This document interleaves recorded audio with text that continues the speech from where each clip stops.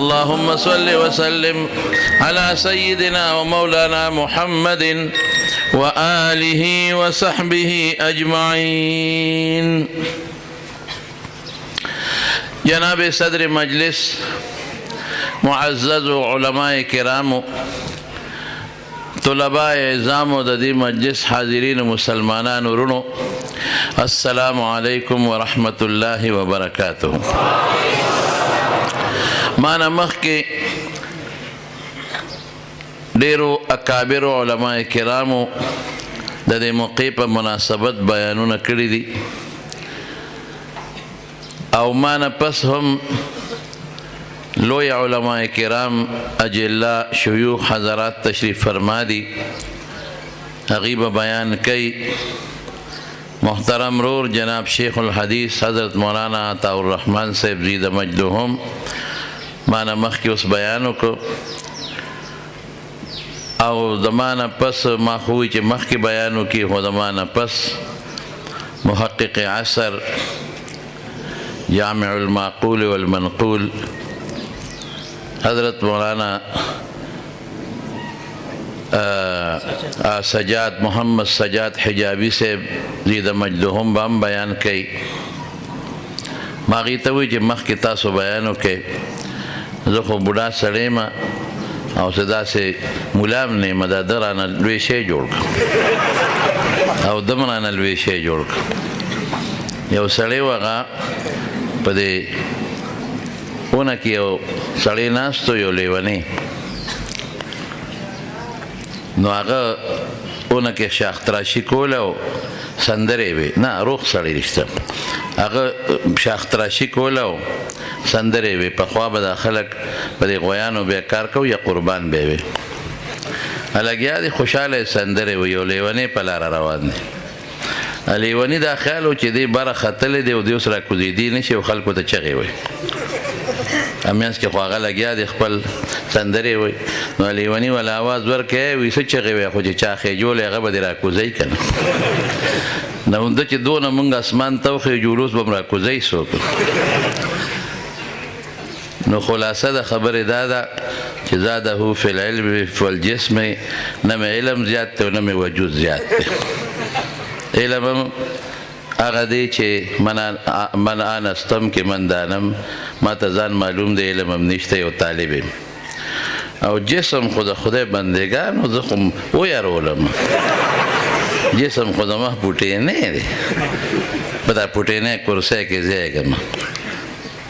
غٹ جسم ندیم خدا ساتیه خو گران کار دی. آغا بعضی مفسرینو دا زاده فی الجسم و بلا معنام کرده دا آغا قوت جسمانی ادی خدای پاک د کفار و مقابله کی زمو ستاسو ټولو نصیب وګرځي. تمارو برادر مکرم و محترم چې دغه زمانه زمونږ د دې ټولو علماء فخر دی او د دین د دفاع او د نشر اشاعت دا غنه الله پاک په دې میدان کې او هغه کار اخلي چې هغه موږ نشو کولی، چې هغه د نن زمانه الحمدلله یو مجاهد یو نډر او یو بے باک نوجوان عالم دی او د ډېرو علماو الحمدلله د مناظرینو د علماو استاذ حضرت مولانا مفتی محمد ندیم محمودی صاحب سلمه الله تعالی ورعاه داغي یو اعتماد او تقریبا پاغا درس کې د دوی تقریبا کم از کم 72 کسان د تخصص نه فارغ شوي دي، پټکی تړلي دي الحمدلله.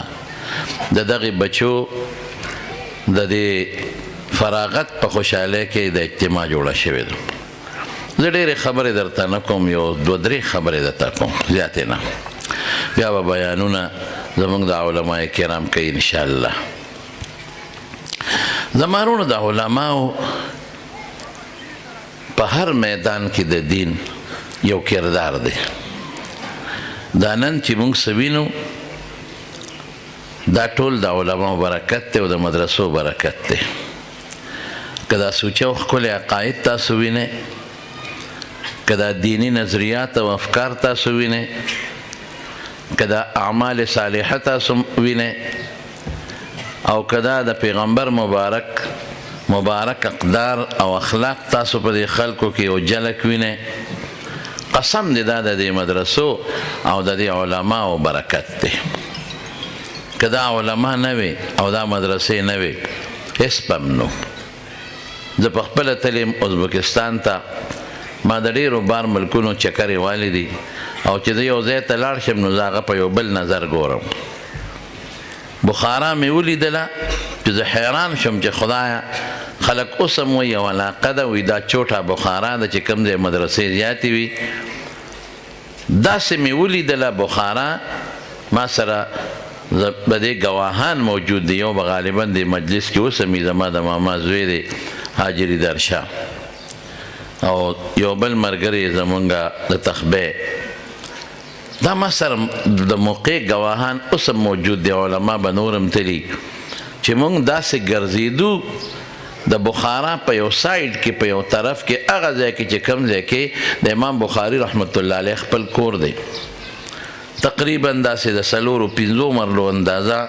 مې هغه اندازه واغشته، یا 4 یا 5 مرلې اندازه د هغه کور، او دا تقریبا 650 سال زوړ کور دی د ګټو د خټو. او هغې راته ووایي چې دا صرف د دې تجدید شوی دی،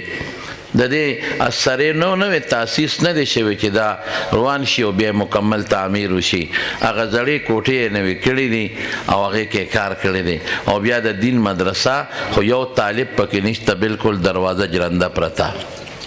هلته مو کتل د مدرسو دا جال مې وکت، یو ګټه مدرسه وه چې هغه به زما په خیال کم از کم زما په خپل ګمان زموږ د دارالعلوم حقاني د نیمې برابر به وه. غټه مدرسه او درسګاهونه او د هغې مخې ته برنډې او یو جومات او یو ناشنا او هغې سره چې کوم منارې دي د هغې منارې بل شانتې دي لکه زموږ د بټۍ د بمبوان داسې منارې جوړې کړي. لیکن افسوس مې وکوي دا مرکزي مدرسه وه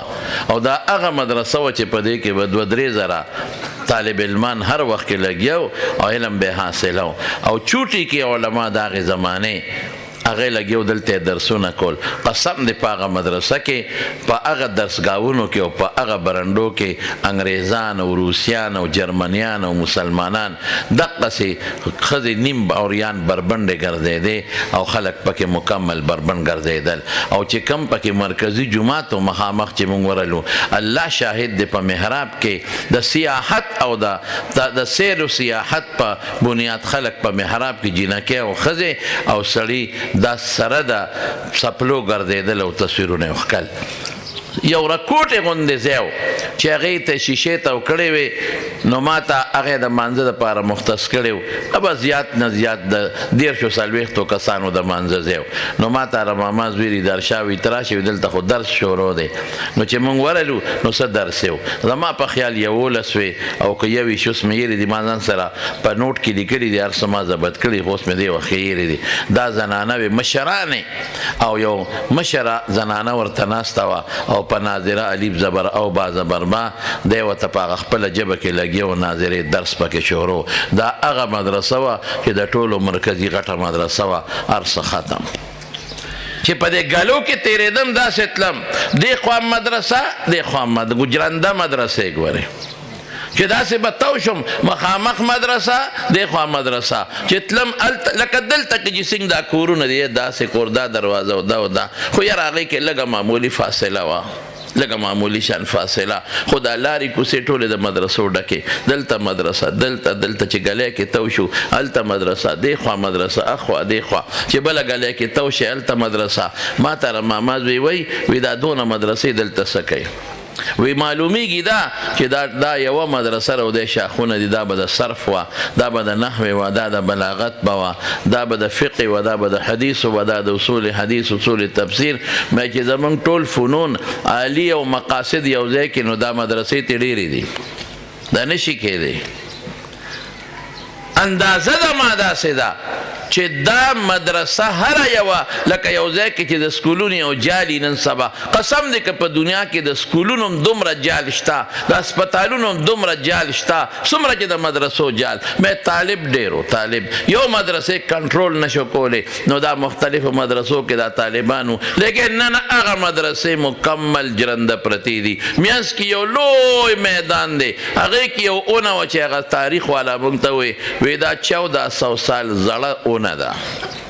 1400 کاله مخکې زړه او یو حوض ورسره دې کې به طالبانو او علماو لمبل او د هغې په غاړه مې یو ناشنا شی بل ولیده د ملا نصرالدین د تانبې د پیتلو یو نقشه یې جوړه کړې وه او خر یې وله جوړ کړی او ملا نصرالدین یې په خر سور کړی او یو خپک یې وله نیمګړې پڼه منډلې وه او بلکې د هغه د ټوکې ټقالو یو آیډیل یو آیډیا یو نقشه جوړه کړې وه زمارونو دا څه دي دا اوس ټولې جرنده پرتې دي مکمل او چې کمې کولاو دي کمې مدرسې سترګې به دې وجاړي په هغه مدرسو کې دا انتیک سامان زاړه سامان خرڅېږي دا زړې قالینې او زاړه لوښي او زړې چرکیبې او زړې بړستنې دا خرڅېږي او د انګریزانو او روسیان او جرمنیانې په شوق اخلي خرڅوي یې څوک جینکې او حسینې جینکې هغه د بل شان خلک دی او نیمې بربنډې جینکې پکې ناستي په هغه ځایونو کې ما ملګرو ته وې مې راشه دا درسګاه وه یو وخت کې به دې کې د رسول الله مبارک دین بیانېده ملا صاحب وی قال رسول الله صلی الله علیه وسلم کذا قال ابو هريرة رضي الله تعالى عنه كذا سمعت من النبي صلى الله عليه وسلم كذا ابو هريره وی حضور پاک نه مې دا اورېدل یو وخت کې به د الله او د رسول د دین درسونه کېدل لیکن مې نن دلته جینکې بربنډې ناستې او سبارونه پکې خرڅوي او ډېره عجیبه خبره مې دا ولیدله چې د شراب هلته فري شراب سکي هغه درسګاهونه چې کم کې د قرآن او د سنت درسونه کېدل هغه درسګاهونو کې مکمل شراب خرڅېدل او شراب پس څښلو کېدل او دا کم کلی و یې دیس امام بخاري کا دیس تا دا د چا کلی و د چا ښار و د امام بخاري ښار و لوی لوی تاریخ دی دا هغه ځای و خواجه بهاءالدین نقشبندي رحمت الله علیه مزار ته ورغلم دا هغه ښار و دا هغه ښار دی چې هغې کې یو مقبرې ته چې 300 علماء کرام په هغې کې مدفون دي 300 هغه علما چې د هغې د نوم په اول کې محمد رضی امام صاحب د هدایې وصیت وکړو وی دی کې ما خښ کې د هغه د نوم په اول کې محمد نو هغلی پکې د خښولو اجازت ورنه کړ د صاحب د هدایې د پای علما پکې دفن دي دغه کلی دی چې نن د هغې مدرسې شاړې پرتې دي جینکې سامانونه خرڅوي دا ولې وروڼو دا ولې سمرقند ته رالولته مو علماو امام بخاري پکې دفن دی امام ترمذي پکې دفن دی ابو لیث سمرقندي لوی لوی کابرو زیارتونه دي پکې لیکن زما وروڼو دا ولې ختمه شوه دا څه چلو شو دقسې سوچ ستا د ملک ته و او دی لیکن الحمدلله دا سوچ ستا په د ملک کې نه کامیاب شوی دی او نه به کامیاب شي ولې دلته هغه بچیان پراته دي د حسین احمد مدني او د شیخ الهند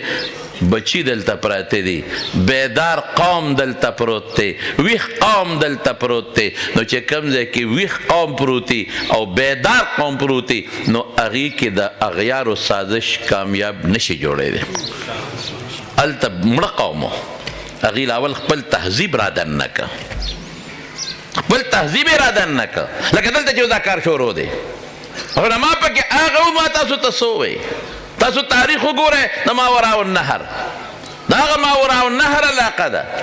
د هغه وخت چې یو وخت کې د علم او د فقه بالخصوص درسونه هلته کېدل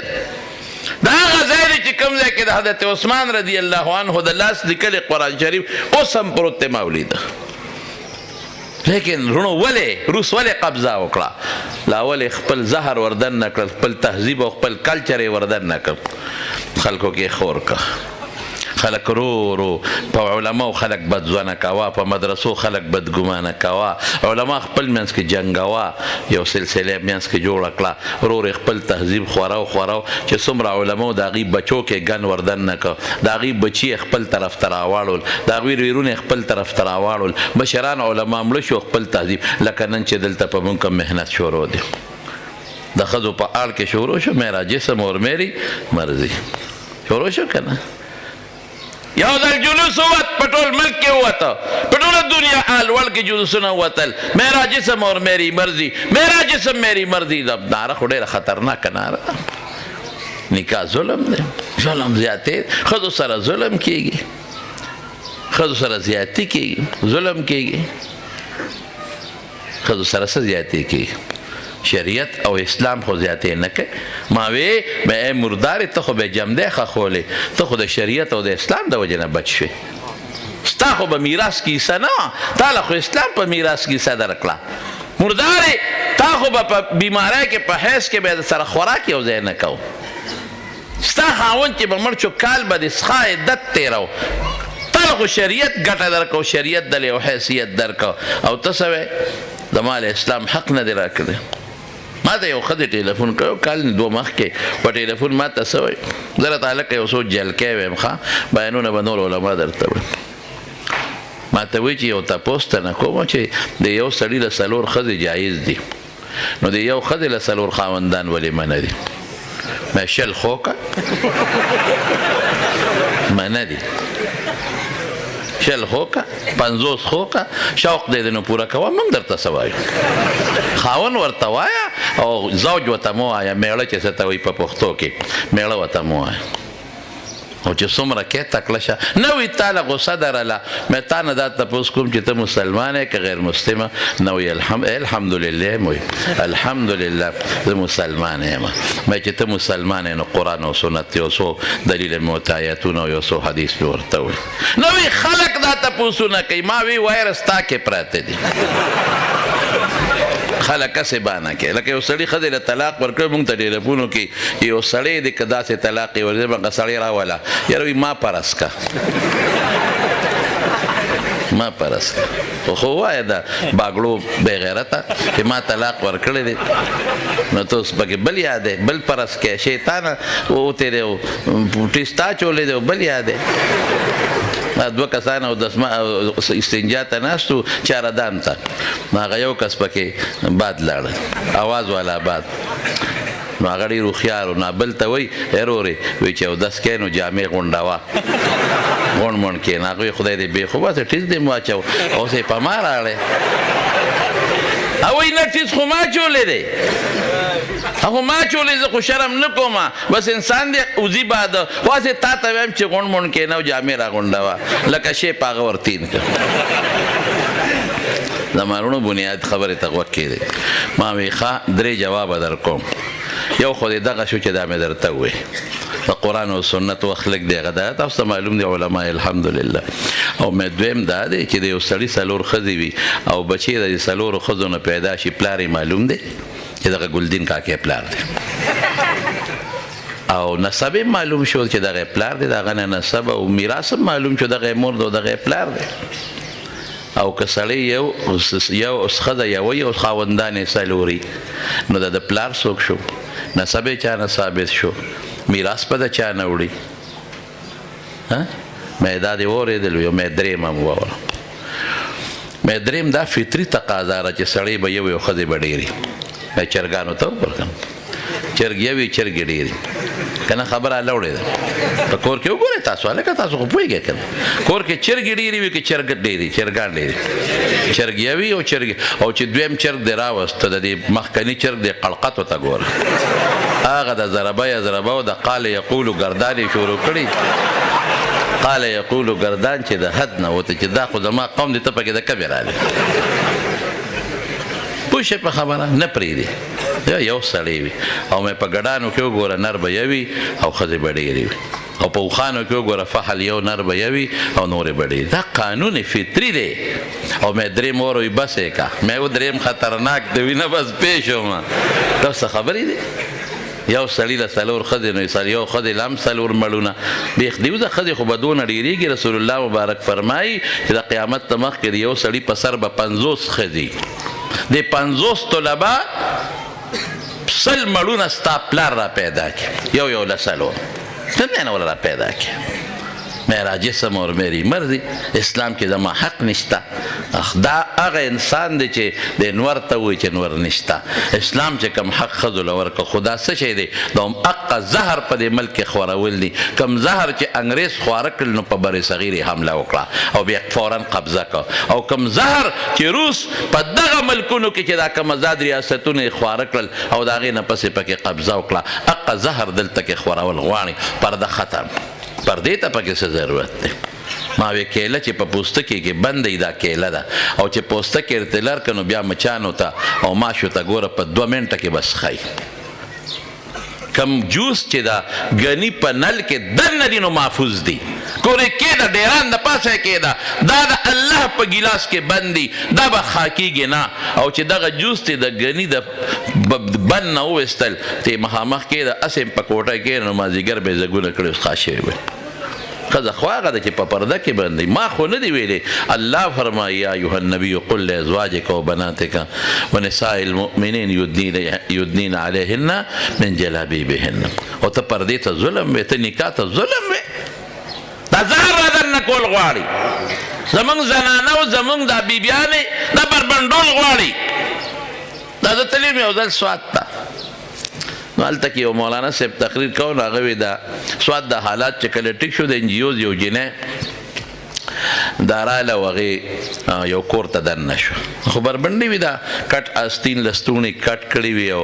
هغه بربنډې ګرځي د دې ګوره طریقې واردات جدای څوک په قول سره لګیا دي دا شیخ وری دا بد تهذیبي د اسلام خلاف څوک په خپل عمل سره چې دا بربنډې ښه جنکۍ زیاتې شي د دې به خپل یو اثر پیدا شي نو چې دننه شوه کور ته نو یو بوډی لګیا و سبزي پرې کوله دا د انجیوز دا بربنډه جینۍ چې ده نو هغه بوډی ته وایي دا څه کوې او داسې کور کې په موږي غوا تړلې وه وایي دا څه کوې وایي دا سبزي پرې کوم که نه وایي دا څه له پرې کوې څه له پرې کوم خو دا به خورو که نه چا راوړې د خاوند مې دا به پخه کړم زه به هم خورم ما خاوند به هم خوري هغه د انجیوز هغه جینۍ ورته وایي غوا ته یې ګوته ونیوله وایي ته او د غوا کې څه فرق دی تالم خاوند خوراک راوړي او ته یې وله پخې خدمت دنالي او د غوا له د خاوند ګیا راوړي او پیتې اخلي نه د غوا بار دنیا ولیده او نه تا بار دنیا ولیده د غوا مارکیټ او بازار ونه لید ابشار یې ونه لید کور کې به زړه شي او مړه به شي او تا مارکیټ او ابشار ونه لید کور کې به زړه شي او مړه شي نو تا د غوا کې څه فرق دی دې خبرې کوي چې دې وخت کې د دې کور والا خره را دننه شو چې خره را دننه شه بوډۍ غنجیوز والا ته وایي تا د خره کې څه فرق دا خرم بار دنیا ولید او تم بار دنیا یې نه د دې غاړه کې هم پړی نشته او ستا غاړه کې هم نه چې په کومه دې شپه وکړو خرې هم په کم ډېران چې شپه وکړو تام چې کم ځای شپه وکړه زمانونو دا زهر خوری ګورې طریقې واردات دا دی په عقیده باندې هم حمله کوي خپل خلک به راوباسي خپل دیني خلک به راوباسي قسم دې دا راته حقیقت ویم ګورې دلته کې یو ډاکټر صاحب تیر شوی دی په دې آج کې به د هغه یو مضمون راته ډاکټر اعوان څه نوم یې په آج کې به د هغه مستقل ظهور احمد اعوان دا وره دا ضروري خبره درته کوم دا د مشاهداتو خبره درته کوم دا ګورې ټول غور سره وره ډاکټر ظهور احمد اعوان که تاسو اوس هم دا ګوره نو نیټ لور کې دا ډاکټر ظهور اعوان ظهور احمد اعوان نو د هغه کالمونه ټول به درته راشي ما کتاب کتلی دی چې دا ده څه ویلي دي ما رساله کتلی ده خو که تاسو اوس هم ګورئ نو ډاکټر ظهور احمد اعوان د هغه کالم نوم ورکړئ کالم یې معلوم کړئ نو تاسو ته به هغه په خپله به راشي درته څه وایي په خپله واقع لیکي او زما یو دوستو د هغه نه حکایت کوي دا ما په خپله لیدلی دی په یو رساله کې نو هغه امریکې ته لاړ او هغه خپله واقع بیانوي چې زه کله امریکې ته لاړم نو زما یو دوست هغه دوست ته مې ووایي چې ما ته به داسې ځای ښیې چې هغه نه یو ناشنا ځای وي دلته په امریکا کې ما ته به مارکیټ نه ښې دا مې لیدلي دي، ما ته به غر نه ښې دا مې لیدلي دي، ما ته به اوبه نه ښې ابشارونه دا مې لیدلي دي، ځنګل به نه ښې دا مې لیدلي دي. یو داسې ځای وښایه چې په دنیا کې ناشته وي. وی پاسپورټ راکړه، با حواله خبره ده. وی پاسپورټ مې ورکړه. وی څو ورځې پس ما سره میلاو شو، پاسپورټ یې راکړه چې ځو به سبا، خو دا مهرباني به کې او یو کارډ یې راکړه، دا به غاړه کې اچو چې ته به غږ نه کې، بس خاموش سیل به وکې، بیا به د شپې د تا سره خبرې کوم. ډېره ښه ده. وی چې زه بوتلم، یو ګاډي کې لاړو یو ځنګل ته، ډېر لرې یو سټیټ یې یاد کړی دی، خو دې وخت کې ما نه هېر دی. ځنګل ته چې دننه تلو، یو آبادي والته ورلو، چې هلته لاړو، هلته سړي ولاړو، زمونږ به ځای په ځای چیکینګ کوو، مونږ سره کارډ هم او پاسپورټ هم، مونږ ته به مخکې ځای ته ته وایي غږ به نه کې. چې لږ مخکې لاړو، هلته کې یو مین ګیټ و، په هغې زمونږ بیا چیکینګ وکړو. هغه مونږ د هغې چې کوم دغه و، د ضروریاتو کوم تقاضې به یې مو ته ټولې پوره کړې وې. نو یو انډرګراونډ ځای و، هلته کې مونږ ور دننه شو. و چې دننه مونږ څنګه لاړو، ملګری م دی او دی م دی، نو دننه یو لویه یونیورسټي و، جامعه وه. داسې جامعه او یونیورسټي ما په خپلو سترګو نه ده لیدلې. لویه یونیورسټي ده او پکې د هر ملک خلک لګیا دی او علم حاصلوي. افریقې والا پکې دي، پاکستانی پکې دي، عرب پکې دي، انګریزان پکې دي،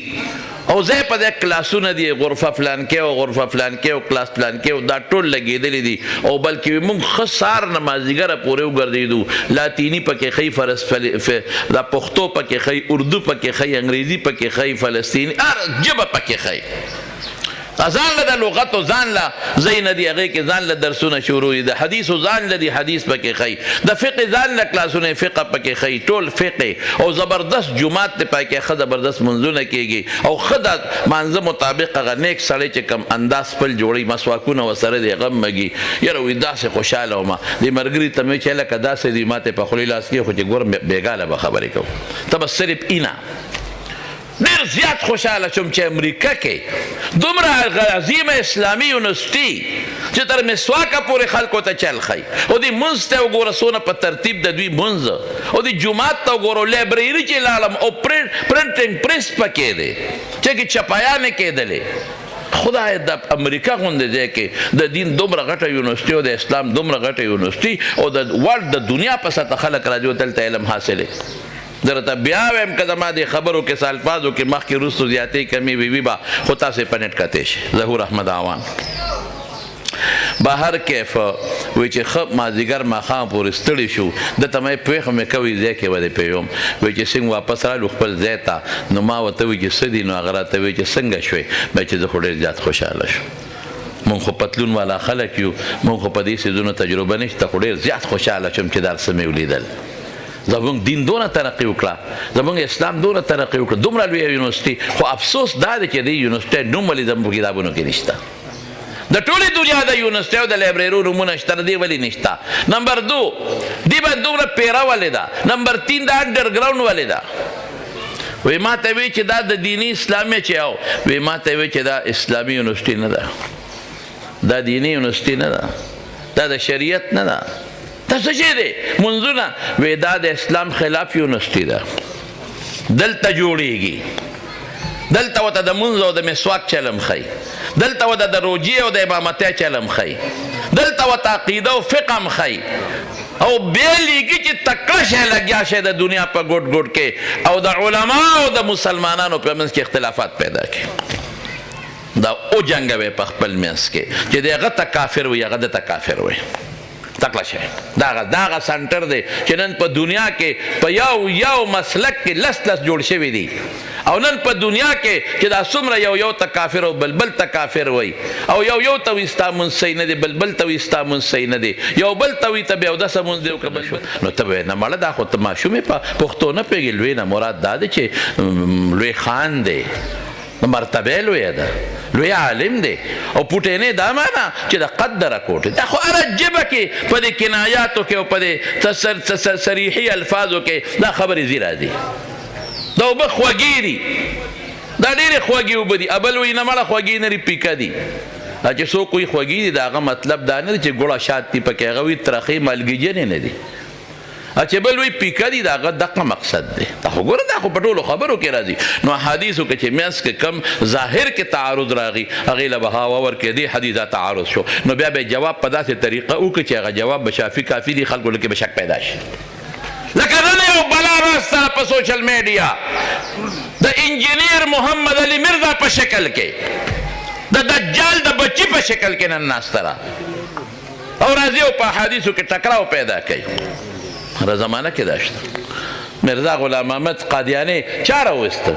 دا د دغه یونیورسټۍ پیداوار راوسته او موږ ته په سر د پاسه کېناوو اعلان یې وکړه چې زه پیغمبر یم او خلک یې ورپسې کړل او پیسې استعمالېږه. مړه یو خبره ذهن کې واچوئ، حق د پیسې په ذریعه نه خورېږي، باطل د خورېدو نښه دا ده چې دا به د پیسې په زور خورېږي. رسول الله مبارک چې کوم دین خور کړی دی هغه د پیسې او د لالچ په بنیاد نه دی خور کړی. څوک به دنیا کې ثابت نه کړي چې پیغمبر علیه السلام چاله پیسه ورکړې ده چې ته مسلمان شه. البته مسلمان شوی دی تالیفا للقلب ورسره بیا تعاون کړی. زما وروڼو ذهن کې به دا خبره اچوئ، د دین دفاع به هم مونږ کوو، دفاع به کوو.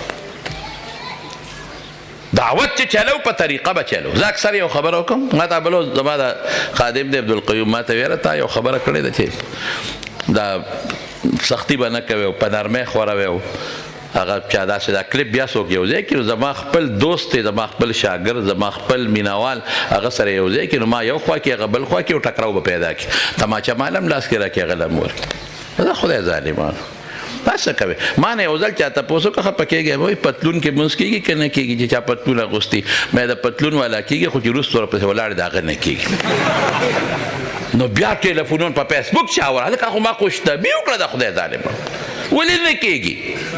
ټلیفونونه شروع ته وایي چې پتلون مونځ کېږي وروسته نه کېږي او دا تاسو ویلي خدای مالکه ګپ لګولې دی خوشطبي کړې ده. با دا مطلب و چې پتلون والا خو عورت پټ دی او ښځې غریب خو ټیک ته انسان دی لباس ته اچولی د هغه خو کېږي. مسلک د سوچ او زه اوس هم دا وایم چې بدعت ختمې او رسومات ختمې د دې ته په نصوصو کې تعبیر ورکړی شوی دی د تیارې سره او د ایمان او د هدایت تعبیر په رڼاګانو سره ورکړی شوي نصوص ترې ډک دي. نو چې تیاره ختمې په کوتک ټوپک نه ختمیان به ستړی کې خو هېڅ به ونه کړي دا به په شمع ختمېږي. لیکن که ستا په دین چا حمله کوله نو هغې دپاره به دفاع کې میدان کې ولاړې. بیا دا حدیث هم شته ادعو الى سبيل ربك بالحكمة والموعظة الحسنة مشتا خدام تجي من رأى منكم منكرا فليغيره بيده فإن لم يستطع فبلسانه فإن لم يستطع فبقلبه. دا وسرشتا إمارة إسلامية أفغانستان ولدي شين شدل تناسته وچغي لدي ورواوڑا پوري غاڑا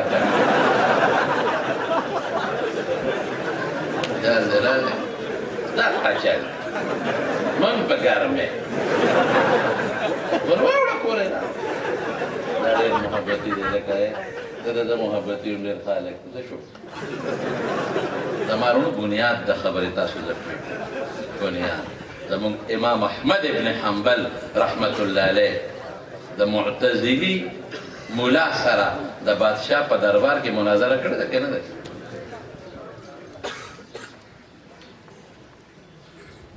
بادشاہ دربار کی مناظره کړې ده که نه ده؟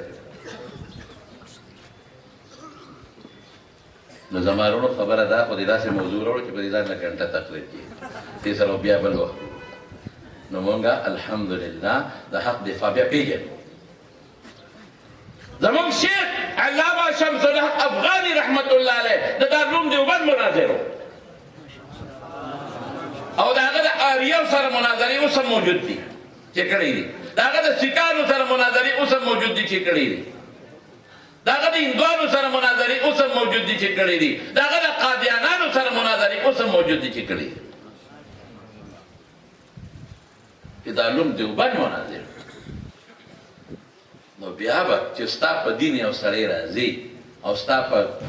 عقیده حمله کوي، ستا په عمل حمله کوي، ستا د پیغمبر په اخلاقو عمل کوي او ستا د امت اجتماعي شیراده فکر کول غواړي او ستا چې کوم غټ جومات دی هغه جومات سره خوا کې کور په کرایه والي او په هغې کې درته لمونځونه شروع کړي دې ملا پسې لمونځ نه لیکېږي. نو ته به څه کوې ورسره؟ ته بیا وایې چې نه نه ګزاره به کوم بیا ګزارې نه کار نه کېږي جنګ جګړه دا موږ نه خوښوو زموږ دا ملک کې دا وطن دی دا موږ په یو اتفاق غواړو په اتحاد یې غواړو موږ وایو چې دا خپل طاقت او قوت د خدای نیکبختو دا وړې وړې مسلې دي مه کوه د علماء کرامو چې کوم اکثریت علما دي د هغوی شیراده مه تباه کوه د اولا او د غیر اولا په بنیاد باندې د خدای خاطر و قومت کې اختلاف پیدا کوه اتفاق پیدا کوه دوی څه وایي یو ټانګه خلک به یو ټانګه چینچي وایي دا مولیان اتفاق نه کوي هلکه ته د ما د بس نه کوشو په چینچي کې کېناستې او ما سره اتفاق وکړې نو موږ د بس دا خلک که په دا چینچي کې د سره کښېنو نو بیخ به دې ودې خوا چې پړ به شي اتفاق دی ته و چې چینچي نه کوز شي نو دې بس کې راننوته دې ته اتفاق نه کوي مطلب ما سره اتفاق وکړه زه به تا سره نه کوم دا څه خبره ده دا عقل دی دا سوچ دی دا فکر دی زما وروڼو بنیاد د خبرې ده چې دغه ما خو وایي زه به یاوي صاحب نامت برکاتو هم ته لږ ټیم به پرېږدم زه به لږې خبرې وکړم خو موږ ملیان کې دا لوډ سپیکر ووینو او دومره ډله وي هغه خدای ته پته نه پوهېږي نو هغه ازبکستان کې هغوی دا زهر را دننه کړل نو بس بیا کار اسان شو قبضه یې پرې واچول دغه رنګې دا زهر اوس را دننه کول غواړي بیدار به اوسېږئ د دیوبند بچو بیدار به اوسېږئ دیوبند دغه انګرېز د دې ملک نه ذلیل او رسوا رخصت کړی دی او شړلی دی او د دیوبند بچو نن ستا په ګاونډ کې د هغوی بچو له په سپېمو کې پړې واچو او په دا سړک یې راښکل او رسوا یې کړل تاسو به هم بیدار به اوسئ موږ چا سره جنګ نه کوو موږ له خو خدای سره ټوپک د رس بچل نه پوهېږو زموږ کلي کې دوه مولیان یو بل سره یې جګړه شوه د رشته دار د ګاونډي سره یې په ځمکه جګړه شوه یو ملا سره هم تباه او بل سره کېناستل هغوی په ډزې کولې او دوی داسې غلي ناست یو ورور بل ته وایي هغه مولوي صاحب ویې ګوره په تماچه که نه نو هغه تماچه را داسې وی ډز کوه که نه وي تا خدای مردار که تا خو ما دې په تماچه یې ووله